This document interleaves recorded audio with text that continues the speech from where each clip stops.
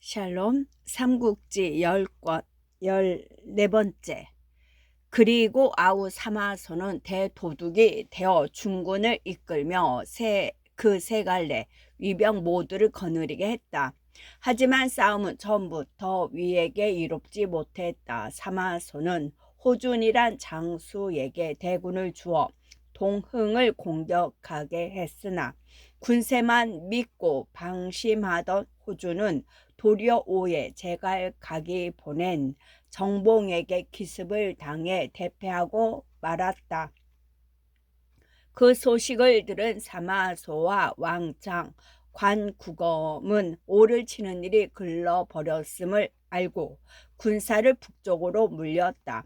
첫 싸움에 크게 이긴 제갈각은 강유에게 사람을 보내 함께 위를 치자고 권하는 한편 20만 대군을 일으켜 북쪽으로 밀고 올라갔다. 장연이란 장수가 제갈각에 지나친 서두름을 말렸지만 소용없었다. 장강을 건넌 제갈각은 기세 좋게 위의 신성을 에워싸고 들이쳤다. 하지만 이번에는 운이 제갈각을 편들지 않았다. 신성을 지키는 위장 장특의 힘을 다한 수비에다 지연 전술에 말려 여러 날이 지나도 소득이 없었다. 이에 다급해진 제갈각은 몸소 진두에서 싸움을 도두다 화살의 이마를 맞아 상처를 입게 되었다. 거기다가 군사들 사이에는 병이 들고 장수 중에는 위에 투항하는 자까지 생기니 더 싸울래야 싸울 수가 없었다. 제갈각이 군사를 돌리자 그때를 기다리고 있던 위장 관국엄이 그 뒤를 후리쳤다. 그 바람에 제갈각은 많은 물자와 군사만 잃고 동으로 쫓겨 돌아가지 않을 수가 없었다. 그러나 제갈각은 그 책임을 지기는커녕 모든 허물을 거느리고 있던 장수들에게 뒤집어 씌우고 자신은 오히려 어린 군까지 거두어 권세를 키웠다. 신복인 장약과 주은을 어림군의 우두머리로 세운 게 바로 그랬다. 원래 오해 어림군을 장악하고 있던 것은 손준이란 사람이었다. 제갈각의 신복에다 어림군이 빼앗기자 펄펄 뛰었다. 거기다가 전부터 제갈각을 미워해 오던 태상경 등륜이 손준을 거들어 제갈각을 은근히 두려워하던 오주솔량을 달랬다. 거기서 나온 것이 오주가 제갈각을 술자리로 부르며 손준과 동윤이 불시에 덤벼들어 그를 죽인다는 계책이었다. 제갈각은 그 며칠 여러 가지 상서롭지 못한 조짐과 신복 장약의 귀뜸으로 꺼림칙하면서도 마지못해 궁궐로 들어갔다. 그리고 오주가 권하는 술까지 사양해 가며 경계를 게을리하지 않았으나 끝내는 손준의 칼날에 죽음을 당하고 말았다. 사마의와 조상의 싸움에 못지않은 오해 내분이었다. 제갈각의 요청으로 초기 위를 치고자 군사를 낸 것은 조연이 16년 제갈량이 죽은 지 꼭 20해 만이었다. 위장군 강유는 20만 대군을 일으켜 요화와 장익을 좌우 선봉으로 세우고 하후패는 참모 장의는 울량사로 삼아 양평관으로 나갔다. 지난번에 옹주로 나갔다 이기지 못하고 돌아왔으니 이번에 다시 그리로 나아간다면 저들의 대비가 여간 아닐 것이오. 공의 생각은 어떠시오? 강유가 하후패에게 상의하듯 물었다. 하후패가 대답했다. 농서 여러 고을 중에 나만이 곡식과 돈을 거둬들이게 가장 넓은 땅입니다. 먼저 차지하여 미천으로 삼을 만합니다. 또 지난번에 이기지 못하고 돌아온 것은 강병이 오지 않아서였으니 이번에는 사람을 보내 강인들과 농우에서 먼저 만난 뒤에 석양으로 군사를 나가게 하는 것이 좋겠습니다. 거기서 동정길을 따라 곧바로 남한을 빼앗으십시오. 공의 말씀이 매우 뜻이 깊소. 강유는 크게 기뻐하며 그렇게 말하고 극정을 사자로 삼아 황금과 보석 비단을 싸들고 강왕을 찾아보게 했다. 강왕 미당은 강유가 보낸 예물을 받고 곧 군사 5만을 일으켰다. 아하소가란 장수를 대선봉으로 세워 군사를 이끌고 남한으로 왔다. 위 좌장군 곽회는 그 같은 일을 듣자 나는 듯 낙양에 알렸다. 사마사가 여러 장수들을 불러놓고 물었다. 누가 가서 촉병을 막아 보겠는가? 제가 한번 가보겠습니다. 보극 장군 서질이 선뜻 나섰다. 사마사는 서질의 영용함을 잘 알고 있는 터라 몹시 기뻐하며 그를 선봉으로 세웠다. 그리고 사마수를 대도독으로 삼아 대군을 이끌고 농서로 떠나게 했다. 위의 대군은 동정에서 바로 강유의 군사들과 맞닥뜨렸다. 양쪽 군사들이 진세를 벌린 뒤 위의 선봉 서질이 산이라도 쪼갤 듯한 큰 도끼를 들고 나가 싸움을 걸었다. 족진에서는 요화가 나와 서지를 맞았으나 몇 탑 싸우기도 전에 칼을 끌고 달아났다. 그걸 본 장익이 창을 휘두르며 말을 달려나갔다. 그러나 어찌 된 셈인지 그도 몇 탑을 견디지 못하고 서질에게 쫓겨 자기 편 진채로 달아나 버렸다. 힘이 난 서질이 군사를 휘몰아 촉진을 들이쳤다. 촉진은 크게 뭉그러져 30리나 쫓겨났다. 그제야 사마소도 군사를 돌려 양군을 다시 각기 진채를 세웠다. 양군은 다시 각기 진채를 세웠다. 서질의 용맹함이 이만저만이 아니었소. 어떤 계책으로 그를 사로잡을 수 있겠소. 첫 싸움에서 진 강유가 겉정스레 하우페에게 물었다. 하우페가 꾀를 냈다. 내일 싸움에서 거짓으로 진채하여 매복계를 써보는 게 어떻겠습니까? 사마소는 중달의 자식인데 어찌 병법을 모르겠소. 조금이라도 지세가 좋지 않아 보이면 뒤쫓지 않을 것이니 차라리 딴 꾀를 써봅시다. 지난날 위군은 우리의 군량 나르는 길을 끊어 아주 자주 재미를 보았으니 이번에도 그걸 계책 삼아 꿰어낸다면 서지를 못 뺄 수도 있을 것이요. 강유가 그렇게 딴 꾀를 내놓았다. 하우페도 그걸 낮게 여겨 군말 없이 따랐다. 이에 강유는 먼저 요화를 불러 계책을 주어 보내고 다시 장익을 불러 계책을 준 뒤 어디론가 보냈다.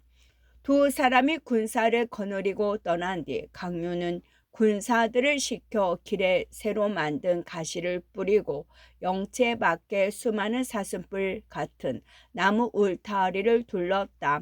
한 자리에서 오래 버티며 싸울 것처럼 보이기 위해서였다. 첫 싸움에 이겨 기세가 오른 서질이 매일 와서 싸움을 걸었으나 촉병은 전혀 나오지 않았다.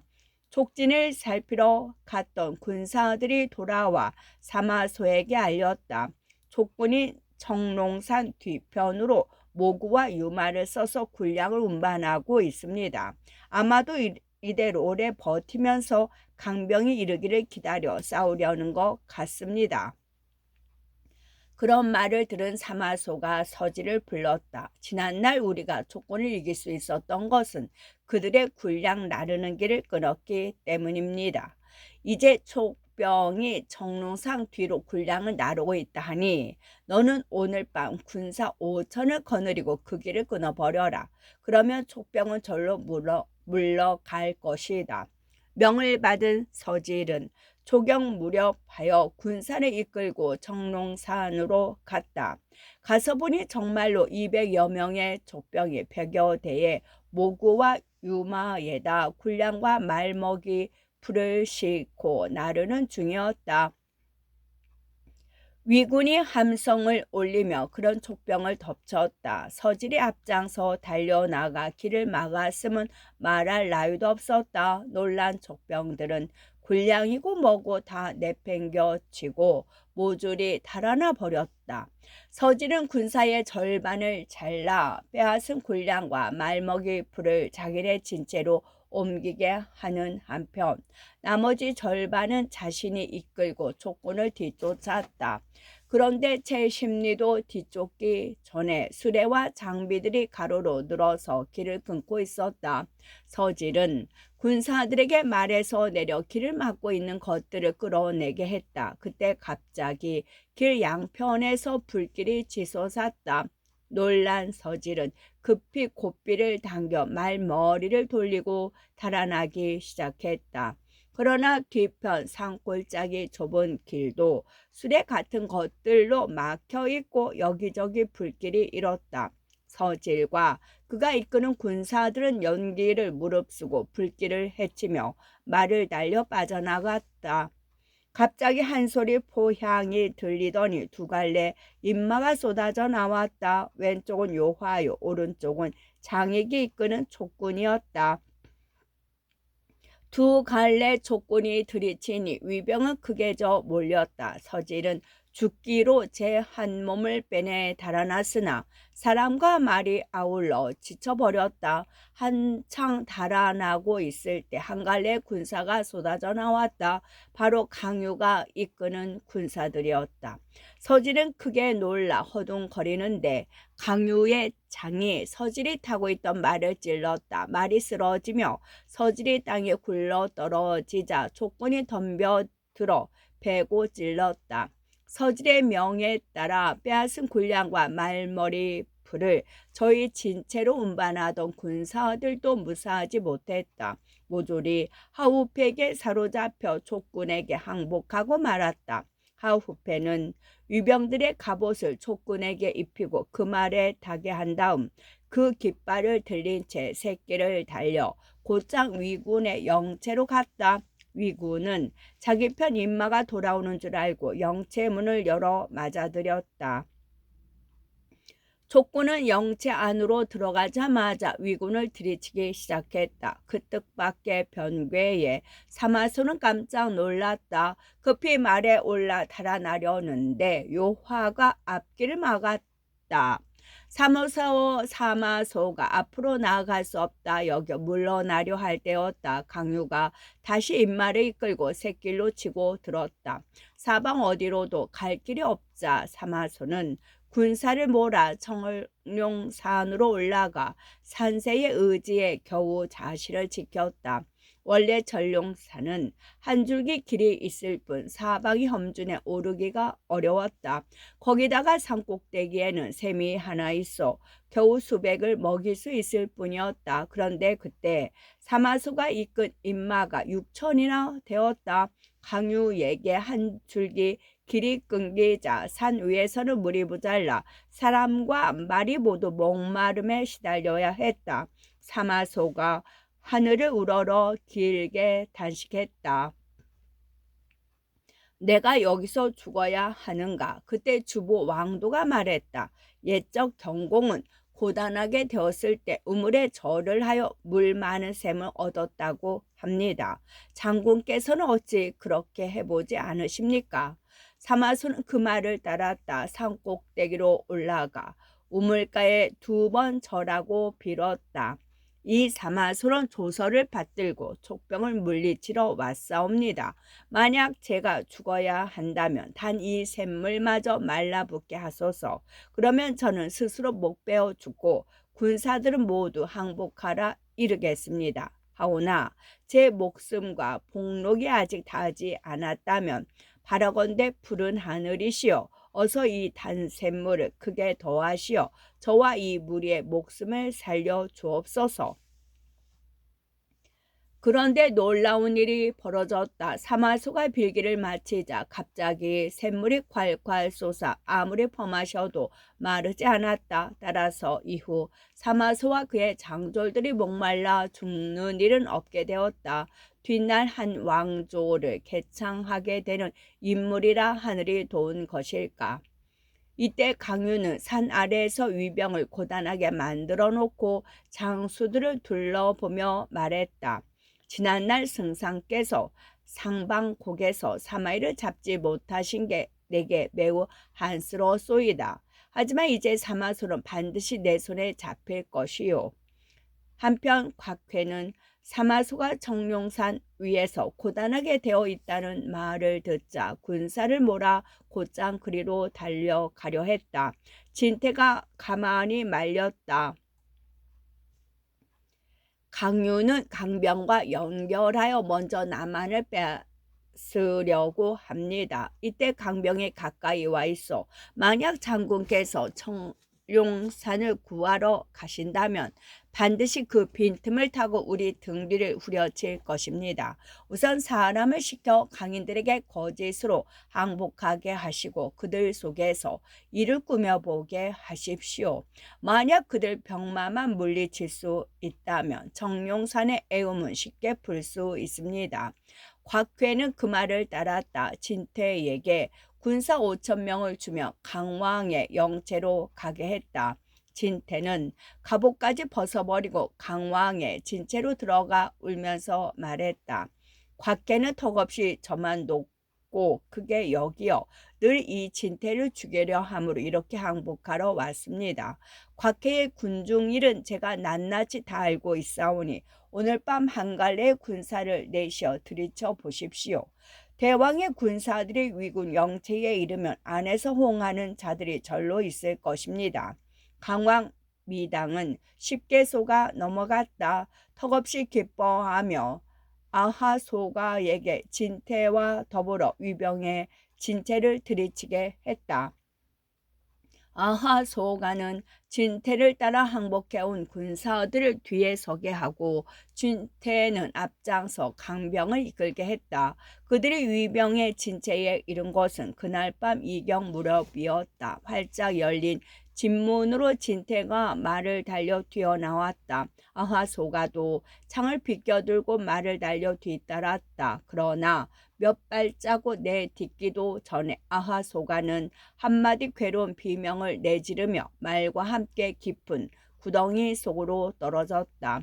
그때 진태가 뒤에서 치고 들고 곽해는 왼편에서 군사를 몰아 들이치니 강병은 큰 혼란에 빠졌다. 서로 밟고 밟히어 죽는 자만도 그 수를 헤아릴 수 없을 정도였다. 살아남은 강병들은 모조리 항복하고 아소가는 스스로 목을 찔러 죽었다. 곽해와 진태는 틈을 주지 않고 곧장 군사를 몰아 강왕의 진체로 쳐들어갔다. 강왕 미당은 크게 놀라 군막을 버리고 말을 타려다가 몰려든 위병들에게 사로잡히고 말았다. 곽해는 그렇게 끌려온 미당을 부드럽게 대하고 좋은 말로 달래 자기 편으로 만들었다. 그리고 미당을 앞세워 청룡산으로 달려갔다. 미당의 군사들이 청룡산에 이른 것은 삼경 무렵이었다. 미당은 먼저 강요에게 사람을 보내 자기 편 인마가 이른 것을 알리게 했다. 강요가 기뻐하며 미당과 강병들을 맞아들이게 했다. 그때 강병들 속에는 위병이 반수 넘게 섞여 있었다. 그들이 촉군 영체에 이르자 강요는 군사들을 영체 밖에 머물게 하고 미당과 100여 명만 불러들였다. 미당과 그 졸개들이 중군장에 이르자 강요와 하우페가 나와 그들을 맞았다. 그러나 미당이 미처 입을 열기 전에 그 졸개들 속에 섞여있던 위나라 장수들이 등 뒤에서 들고 일어났다. 그들의 함성에 따라 영체 바깥에서도 위병들이 움직였다. 놀란 강요는 급히 말에 올라 달아나기 시작했다. 강병과 위병들이 영체 안팎 해서 한꺼번에 치고 들이 나머지 촉의 장졸들도 이리저리 흩어져 저마다 살 길을 찾기에 바빴다. 너무 갑작스레 당한 일이라 강유의 손에는 무기가 없었다. 허리에 차고 있던 활과 화살통이 있었으나 그나마 화살통은 급하게 달아나느라 화살이 쏟아져 버려 빈 통이었다. 그 바람에 더욱 다급해진 강유는 산속으로 달아났다. 그런 강유를 곽해가 알아보고 뒤쫓아왔다. 곽해는 강유의 손에 새투막 하나 없는 걸 보자 더욱 힘이 났다. 창을 꼬나 들고 말을 휘몰아 뒤쫓으니 둘 사이는 차츰 가까워졌다. 강유는 그런 곽해에게 빈 시위를 당겼다 놓았다. 곽해가 몸을 피하며 보니 시위 소리만 날 뿐 화살이 날아오지 않았다. 강유가 급한 김에 여남은 번이나 빈 시위를 당기자 마침내 곽해는 강유가 화살이 없다는 것을 알았다. 창을 안장에 걸고 이번에는 자신의 활을 꺼내 들었다. 그리고 시위의 살을 먹여 강유를 쏘았다. 강유는 몸을 뒤집어 피하면서도 손을 뻗어 날아오는 화살을 잡았다. 그런 다음 그 화살을 시위에 먹여 들고 기다리다가 곽해가 다가오기를 기다려 시위를 당겼다. 화살은 그 얼굴을 겨냥하고 있었다. 시위 소리에 대답하듯 곽해는 외마디 소리와 함께 말에서 떨어졌다. 강유는 말을 되돌려 그런 곽해를 죽이려 했다. 그러나 위병들이 때를 지어 밀려드는 바람에 손쓸 틈이 없었다. 겨우 곽해의 창만 거두어 달아났다. 위병도 더는 강유를 쫓지 못하고 서둘러 곽해를 구해 저희 진채로 돌아갔다. 곽해는 얼굴에서 화살촉을 뽑아도 피가 그치지 않았다. 그날 밤 진중에서 죽고 말았다. 사마솔은 전룡산에서 내려와 군사를 이끌고 촉병을 멀찌감치 쫓아버린 다음에야 돌아왔다. 하후페도 정신없이 쫓기다가 강유를 뒤따라 겨우 목숨만은 건졌다. 강유는 수많은 인마를 꺾인 채 돌아오는 길 내내 모은 약간의 배군만을 이끌고 한중으로 돌아왔다. 비록 싸움에는 졌지만 그래도 서지를 빼고 곽계를 쏘아 죽여 위나라의 기세를 꺾어 놓았으니 조금은 죄를 덜 만했다. 그런데 이 부분에 대한 정사를 살펴보면 싸움의 경과는 많이 다르다. 서질이란 인물은 보이지 않으며 곽해는 강유의 화살에 죽은 게 아니라 그 몇 해 뒤에 집에서 병으로 죽었다. 남한 싸움은 강유가 일방적으로 곽해에게 몰려 뒤에 되쫓겨온 것 같은데 연희를 지은 이는 강유에게 유별난 편애를 보이고 있다. 아마도 제갈량의 진전을 이어받았다는 설정에 충실하기 위한 허구인 듯하다. 오와 족을 모두 물리침으로써 위는 한숨을 돌렸지만 안으로는 한층 빨리 시들고 있었다. 그것은 무엇보다도 그 두 번의 싸움이 사마의 죽음으로 흔들었던 사마사 사마소 형제의 위세를 굳건하게 만들어주는 데 있었다. 위주 조방은 사마사가 궁궐로 들어오는 것만 봐도 무서워서 몸이 떨리고 자리가 가시방석 같았다. 하루는 사마사가 칼을 차고 전상으로 오르자 조방은 겁이나 옥자에서 일어나 사마사를 맞이했다. 그러나 사마사가 돌아가자 이내 분하고 원통한 마음이 들었다. 마침 곁에는 믿을 만한 신하 세 사람만 있는 걸 보고 조방은 그들 미실로 불러들였다. 태상, 하후연, 중서량, 이풍, 광록대부, 장집이 그들인데 특히 장집은 장황후의 아버지로 조방의 장인이었다. 조방은 장집의 손을 잡고 울며 말했다. 사마사가 짐을 어린아이 보듯 하고 모든 벼슬아치들을 집 건물보다 못하게 여기고 있소. 오래전에 이 나라가 온전히 그의 손으로 넘어가 버릴 듯 하구려. 조방이 그 말을 마치고 크게 소리내어 우니 이풍이 그를 달래며 말했다. 폐하께서는 너무 걱정하지 마옵소서. 신이 비록 재주 없으나 폐하의 밝으신 조서가 계시면 아니 될 일도 없습니다. 사방의 영걸들을 불러 모아 그 역적놈을 죽여 없애겠습니다. 하후연도 곁에서 거들었다. 신의 영 하우페가 촉에 항복하게 된 것도 사마시 형제가 해칠까 두려워서였습니다.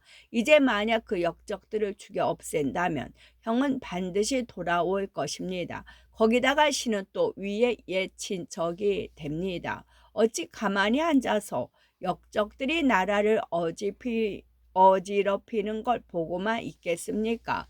저도 함께 조서를 받들어 역적을 치겠습니다. 조방이 울음을 그치고 말했다. 경들의 충성 때 마음이 어찌 모르겠소. 다만 힘이 닿지 못할까 걱정될 뿐이요. 그러자 세 사람이 모두 울며 아뢰었다. 신들은 마땅히 마음을 합쳐 역적을 쳐 없애기를 맹세합니다. 그리하여 폐하의 크신 은덕에 보답할 것이옵니다. 이에 조방은 용과 봉이 수노의 적삼을 찢어내고 손가락을 깨물어 피로 조서를 쓴 뒤 그걸 장집에게 당부했다. 나의 할아버지 모 황제께서 동승을 죽일 수 있었던 것은 그가 이를 꾸미는데 치밀하지 못했던 까닭이었소. 경들은 삼가고 조심해 결코 이리 바깥으로 새 나가지 않도록 하시오. 이풍이 그런 조방을 안심시켰다. 폐하께서는 어찌하여 그런 상스럽지 못한 말씀을 하십니까? 저희들은 동승과 같은 무리가 아니오시다. 또 사마사를 어찌 모 황제와 견질 수 있겠습니까? 폐하께서는 조금도 걱정하지 마시옵소서. 그렇지만 세 사람이 미처 궁궐을 빠져나가기도 전에 일은 터지고 말았다. 그들이 동화문 왼편에 이르렀을 때였다. 사마사가 칼을 차고 오는 게 보였다. 그 뒤에는 군사 수백 명이 병기를 지닌 채 따르고 있었다. 세 사람이 길가에 비켜 서 있자 사마사가 다가와 물었다. 세 분은 어째서 퇴조가 이리 늦으시오? 폐하께서 안에서 책을 읽으시게 우리 세 사람이 곁에서 거들었습니다. 이풍이 나서서 그렇게 둘러댔다. 사마사가 그런 이풍을 차갑게 살피며 물었다. 어떤 책을 읽으셨소? 상주하 3대의 책이었습니다. 그 책들을 읽으시면서 어떤 옛일을 부르셨소? 사마사가 다시 물었다. 이풍이 계속해 둘러대었다. 폐하께서 물으신 것은 이윤이 상나라를 받던 일과 주공이 섭정하셨던 일이었습니다. 저희는 모두 사마 대장군이야말로 오늘날의 이윤이며 주공이라 말씀을 올렸습니다. 그러자 사마사가 차게 비웃으며 말했다. 너희들이 어찌 나를 이윤과 주공에 견주었겠는가? 그 마음으로는 틀림없이 왕망이나 동탁에 견주고 있을 것이다. 우리 세 사람은 모두 장군 문화의 사람들입니다. 어찌 감히 그럴 수가 있겠습니까? 세 사람이 그렇게 뻗대 보았지만 소용없었다. 사마사가 갑자기 버럭 성을 내며 목청을 높였다. 너희들은 모두 입으로만 듣기 좋은 말을 쏟아 놓는 것들이다. 그렇다면 천자와 함께 밀실에서 무엇 때문에 목을 놓아 울었느냐? 누군가가 그 일을 사마소에게 일러바친 모양이었다. 세 사람은 뜨끔했으나 그냥 뻗대었다. 결코 그런 일은 없었습니다. 너희 세 사람의 눈은 아직도 새빨갛다. 그게 운 흔적이 아니고 무엇이냐? 사마사가 이번에는 그렇게 몰아세웠다. 하후여는 이미 일이 새 나갔음을 알고 문득 목소리를 높여 사마사를 꾸짖었다. 우리가 목을 놓아 온 것은 너희 위세가 주인보다 높기 때문이었다. 장차 역적질을 할 것 같아 참으로 걱정되는구나. 그러자 사마사가 성난 목소리로 무사들에게 하우연을 잡으라 했다. 하우연이 주먹을 휘둘러 사마사를 치려 했으나 한 번 팔도 뻗어보지 못하고 무사들에게 묶이고 말았다. 이어서 이풍과 장집도 묶게 한 사마사는 그들 세 사람의 몸을 뒤지게 했다. 장집의 몸에서 용봉 적삼에 쓴 혈서가 나왔다. 사마사 형제가 함께 대권을 치고 장차 역적질을 하려 한다. 지금 베풀어지고 있는 조서나 관제는 모두가 짐의 뜻이 아니다. 모든 신하와 장졸은 충의를 짚고 일어나 역적을 치고 기우는 나라를 붙들라. 공이 이루어지는 날에는 벼슬과 상을 무겁게 내리리라. 그 같은 내용을 읽은 사마사가 발연히 노해 소리쳤다. 너희들은 우리 형제를 해치려고 했구나. 어찌 용서할 수 있겠는가? 그리고 무사들에게 영을 내려 그 세 사람을 저작거리에 끌어다 목베게 하고 아울러 그 가솔도 모조리 죽이게 했다. 세 사람은 끌려가면서도 사마사를 꾸짖길 그치지 않았다. 무사들이 그런 그들의 입을 때려 동시에 이르렀을 때는 그들의 이빨이 모조리 부러져 나갔으나 그래도 꾸짖기를 멈추지 않았다. 사마사는 그들을 죽인 뒤에 바로 궁궐로 뛰어들어갔다. 그때 마침 위주 조방은 황후와 함께 그 일을 의논하고 있었다. 장집의 딸인 징황후가 걱정했다. 내정에도 보는 눈과 듣는 귀가 많습니다. 만약 이 일이 사마사에게 새어나갔다면 그 화가 먼저 제게 미칠 것입니다. 그러는데 사마사가 씩씩거리며 들어오는 게 보였다. 황후는 깜짝 놀라 낯이 새파랗게 질렀다. 사마사는 칼을 뽑아 들고 조방을 노려보고 말했다. 신의 아비는 폐하를 임금으로 세웠으니 그 공덕은 주공에 못지 않습니다. 또 신이 폐하를 섬김에 있어서도 이윤과 다를 게 무엇 있었습니까? 그런데 이제 폐하는 은혜를 원수로 갚으려 하고 공을 허물로 받고 뒤집어 씌우려 하십니다. 보잘것없는 신하 두셋과 신의 형제를 해치려 하심은 무슨 까닭입니까? 조방이 떨리는 목소리로 대꾸했다. 짐은 조금도 그런 마음이 없소. 그러자 사마사는 소매에서 혈서가 적힌 적삼을 꺼내 땅바닥에 내던지며 목청을 높였다.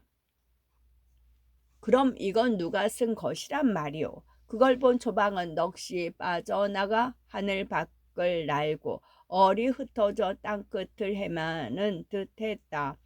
자신도 모르게 몸을 떨며 발뺌을 했다. 그것은 모두 다른 사람이 억지로 쓰게 한 것이요. 침이 어찌 그런 마음을 먹을 리 있겠소. 그러자 사마사가 차갑게 위주를 노려보고 물었다. 나라의 대신을 함부로 모함해 반역을 꾸민 죄는 어떻게 벌 주어야 하겠습니까? 짐에게 모든 죄가 있으니 아무쪼록 대장군께서는 너그러이 보아 주시오. 조방이 사마사 앞에 무릎을 꿇며 용서를 빌었다. 그러나 사마사의 표정은 차갑기만 했다. 폐하께서는 일어나십시오. 그러나 국법은 아니 지킬 수가 없습니다. 그리고 장황후를 손가락질하며 말했다. 특히 저 여자는 이번 일에 주동이 된 장집의 딸이니 마땅히 없애야 합니다. 깜짝 놀란 조방이 울며 살려주기를 빌었으나 사마사는 듣지 않았다. 좌우에 무사를 시켜 장후를 끌어내 가게 한 뒤 동화문 안에서 흰 비단으로 목을 졸라 죽이게 했다. 뒷사람이 그 일을 두고 시를 지었다. 지난날 복황후 국문을 나설 때 맨발로 슬피 울며 천작게 하직하더니 사맛이 이번에는 그걸 본떴네. 하늘이 그 업부를 손자에게 돌렸구나. 조방의 하랍이 조조가 복황후를 죽인 일이 그대로 사마사에 의해 되풀이 된 걸 말합니다. 하지만 그게 진실로 하늘이 있어 응보를 그 자손에게 내린 것인지 아니면 권력의 속성이 원래 그렇게 비정하고 잔혹해 우연히 비슷한 일이 되풀이 된 것인지는 누구도 알 길이 없다. 실은 그게 같은 현상을 두고 하나는 종교적으로 해석하고 다른 하나는 정치적으로 해석한 곳에 지나지 않는지도. 사마사의 전횡은 장황후를 죽인 것으로 그치지 않았다. 다음 날 조정의 여러 벼슬아치들을 모아놓고 조방을 옛적 창읍 왕으로 비기면서 스스로를 이윤 곽황으로 올려 임금을 바꿀 의논을 했다. 천하의 사마사가 하는 말을 누가 감히 거스르겠는가? 단 한 사람의 반대도 없이 찬동을 하자 사마사는 처음 팽성왕 조거를 세워 조방을 대신하려 했다. 그러나 조거가 궁궐의 어른인 태우의 아저씨뻘 되는 사람이라 그걸 거북하게 여긴 태우는 조카뻘 되는 고기향공 조무를 전거했다. 조무는 위문제 조비의 손자요. 동해 정왕 조임의 아들로 태우의 부름을 받아 제위에 올랐다. 그러나 사마사에게 먼저 절을 하고 태극전에 오를 만큼 이름뿐인 전자니 사실상 그때 이미 조씨의 위나라는 망해버린 것이나 다름없었다. 조방은 조모가 제위에 오르기 전 태우의 꾸짖음으로 궁궐에서 쫓겨났다. 네가 음란하고 절제가 없으며 창기와 배우를 가까이 하니 전하를 이어 다스릴 수 없다. 옥새를 내어놓고 제왕으로 돌아가라. 곧 길을 떠나도록 하되 부름이 없으면 결코 조정으로 돌아와서는 아니 된다. 끝.